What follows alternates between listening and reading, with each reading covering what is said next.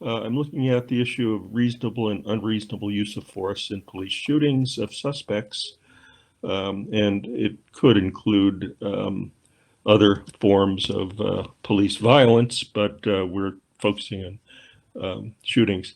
A little bit of an introduction, I think you'll get this from the other talks, is that, as I mentioned, I'm part of a group of people studying police-involved shootings. Patrick Watson, Jay Meehan, Carmen Nave, and Anne-Marie Dennis. We're looking at trial footage and documents and doing interviews with selected participants in the cases. We have 8 cases that we're focusing on. We've looked at quite a few others, but the main focus is on 8 cases that resulted in trials of police officers. One in Canada, in Toronto, the others in the US. And they occurred, the shootings themselves occurred as early as about 2013.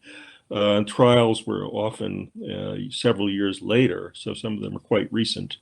The selection of cases is not representative in any statistical or methodological sense. We did get a variety of different cases, but mainly it's opportunistic in the sense of transcripts being available and video records of trials. All involved white police officers. One victim was white, one was a Syrian immigrant, another Hispanic woman, and all the others were African-American suspect/victims.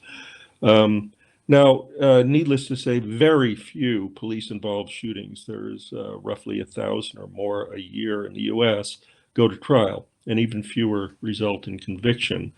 And half of those that we've examined did result in convictions, which is quite interesting to do comparisons. All cases involve video evidence, which is part of the focus of what we're doing. So my interest in the project comes out of my interests in ethnomethodology and STS, and particularly arguments have been going on for quite a long time now about expertise, and how expertise is, in a sense, viewed through the lens of the legal system, the adversary legal system in Anglo-American law.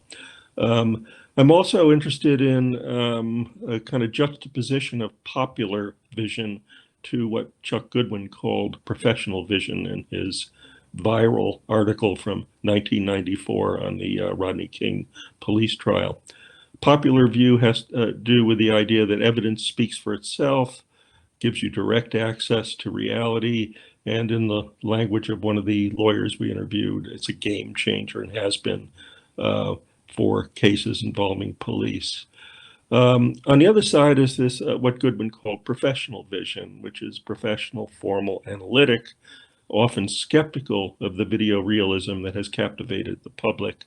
And the argument is it requires expert interpretation or reinterpretation or reconstruction. A little bit of background on expert witnesses. There's a difference in law between an expert and an ordinary fact witness, like a person who witnesses a crime or was involved in it. And experts are qualified, sometimes after admissibility hearings, to give relevant and established scientific, technical, or specialized evidence. Police officers are not ordinarily qualified to be expert witnesses, but if they are involved in training other police officers, they can qualify, and we will see that some do qualify as expert witnesses. Experts in law are not necessarily scientists, but there is a kind of a rhetorical pressure to call experts scientists, or what they do, science. And one of the themes that we'll talk about is force science. There's a Supreme Court case from 1989 that kind of established both legal precedent and some of the language of the cases we're looking at. And that was a US Supreme Court judgment, Graham versus Connor, involving a man who was violently arrested after a minor report of a crime. It turned out he was wrongly accused. He sued the police, and it went up to the Supreme Court, partly because there were very few standards at the time and a lot of different standards in states about what counted as proper use of force by the police. The Supreme Court famously affirmed a standard that they called objective reasonableness, a rather odd juxtaposition of terms. And a quote from the majority ruling, actually it was unanimous with some qualifying rulings or commentaries, that the reasonableness of a particular use of force must be judged from the perspective of a reasonable officer on the scene rather than 2020 hindsight.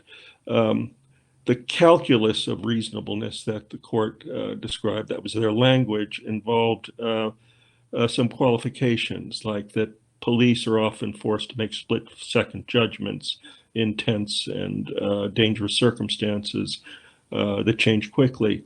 The officers must be, again, objectively reasonable in light of the facts and circumstances confronting them, which isn't the same as their opinion, their subjective reasonableness, what they claim to be reasonableness. There must be some corroborating evidence that is not just a statement of their own intent or motives.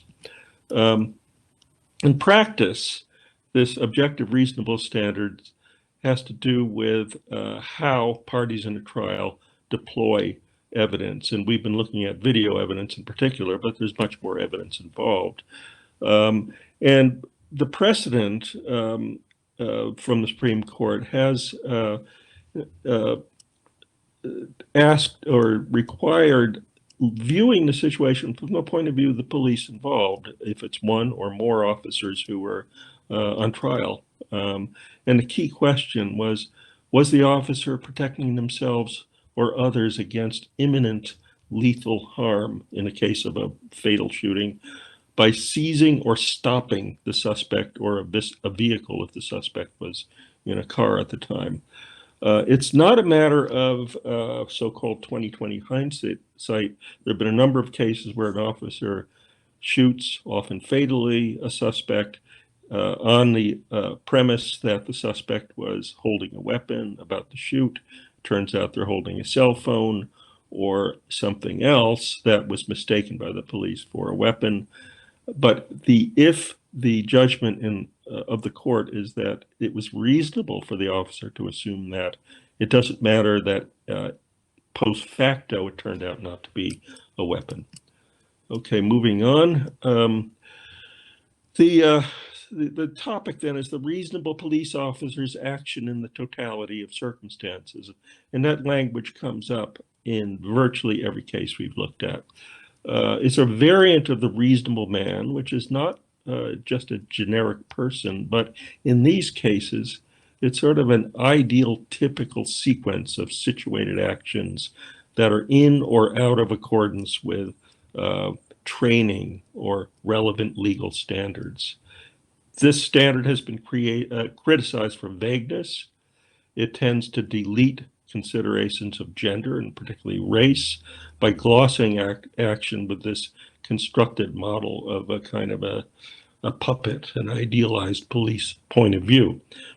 So our question is, how is video used to demonstrate reasonableness?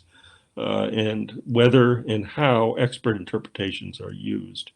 And again, this is done, the language is done in terms of the Graham versus Connor standard. I'll be looking at two types in one case. The case is a famous case which led to the trial and conviction of Jason van Dyke for shooting Laquan Macdonald in Chicago. I'll be looking at a use of force experts' testimony and a video reconstruction experts' reconstruction of the video. So the video reconstruction expert, Jason Fries, I'll show first, and then the use of force expert, Barry Broad. If you're sensitive, you've probably seen some of these, but if you haven't, they are rather disturbing. This one has been shown quite a lot. And again, it's Van Dyke shot Laquan McDonald, a 17-year-old African-American boy, in 2014. He was armed with a knife, a 3-inch blade knife, and after internal investigation by the Chicago police, he was cleared, Van Dyke was, A year later, though, the dash cam video came out after a much protracted negotiation struggle, a lawsuit, and it went viral, and there were widespread, very potent protests that had political ramifications throughout Chicago. Black Lives Matter got involved in this, and there was resignation of the police commissioner. The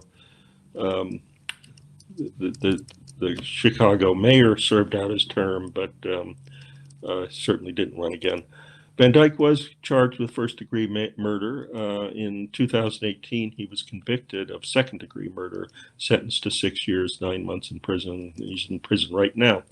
So here's the original video, one of the videos of this from a dash cam that followed this other van towards the scene, turned left, recalibrated its pathway, and pretty soon comes on to Laquan McDonald walking down the middle of a street named Pulaski Street. A police car pulls over, starts opening a door, then pulls ahead. Two officers step out. One is Van Dyke, the other is named Walsh, his partner. And then as Laquan McDonald walks by them, he's shot a total of 16 times in 2 bursts of fires. Now, this is some further shots while he's on the ground. Small dust clouds show that some of the bullets hitting the pavement and stirring up dust. Okay, I'm going to move this one on because I'll be running out of time soon. The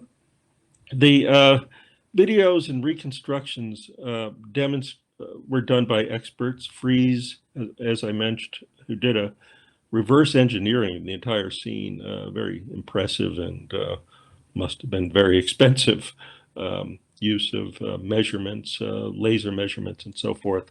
And then his testimony was followed 3 days later. These are defense experts by Barry Broad, who was a use of force expert.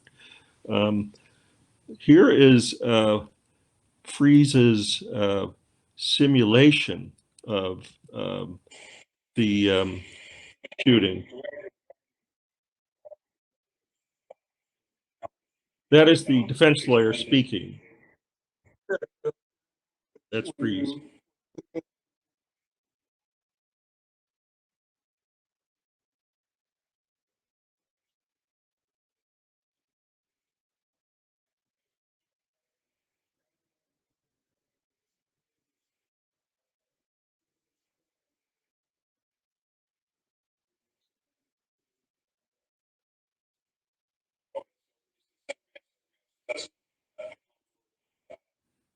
Okay, so this is the transcript. I won't read the whole thing. The key points are that Herbert, who's a defense lawyer, asked him to explain the simulation. It's like a cartoon simulation from the point of view of the officer who did the shooting. Asks him, he testifies that it's showing the distance closed by McDonald as he walks by the 2 officers. And there's a measured distance that he talks about. So they pursue this issue of the distance. The distance is in the top of the screen.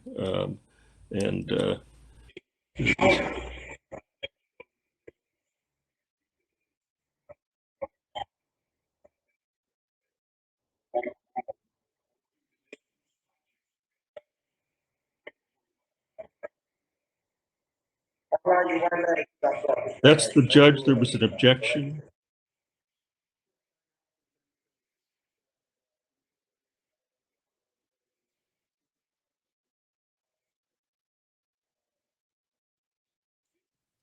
Okay, so again, highlighting a few points. The distance becomes very salient here. There's an objection by the prosecutor to Herbert, the defense attorney's phrasing of the question. It's a rather leading question. The judge allows that, overrules the objection, and Freeze testifies that McDonald was indeed getting closer up until the time of the shooting. Freeze's reconstructions assisted the defense in a number of different ways. One, by positioning an imaginary camera. This was not, just a way of simulating what a real camera showed, but it actually reconstructed a position from the camera. Simulated the vantage point of Van Dyke, much in the way that the testimony and the Supreme Court precedent argues in this case. And then the measurements show McDonald getting closer, which becomes a very important point. And what we see here is Freeze making a technically objectified perspective that didn't exist in camera terms. It was constructed. Barry Broad's the use of force expert. He's a former police officer who was involved in consultation and training of police forces on the use of weapons and restraint in cases of arrest.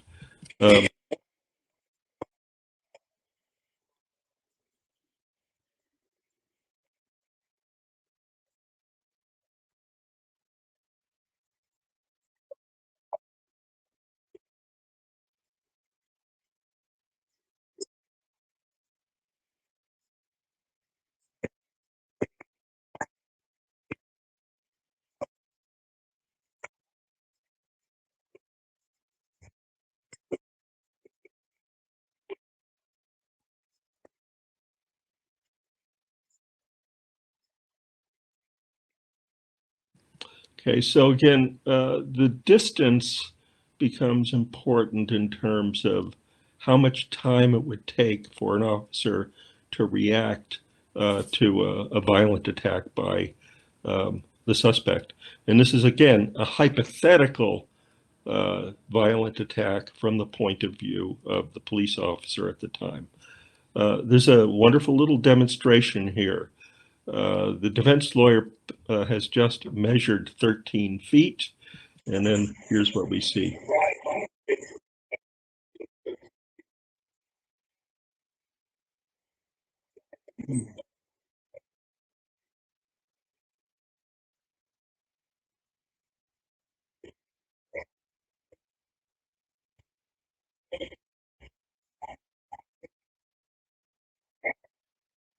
Now he's holding a rubber knife or a plastic knife, so it's a simulation of in court, a little play acting of what could have happened but did not. But it's the anticipation of what could happen that is the defense of the police officer. So Broad corroborated and in fact was coordinated with Freeze's reconstruction. He had called him, and he also emphasized that this was a reaction to what McDonald could have done given the distance and the attitudes that the police officer said he perceived. So that there is an imminent threat, according to the legal precedent. This is my last slide. I know my time is about up. Reasonableness judgments are formally left to jurors. It's part of the ultimate issue, the courts call it.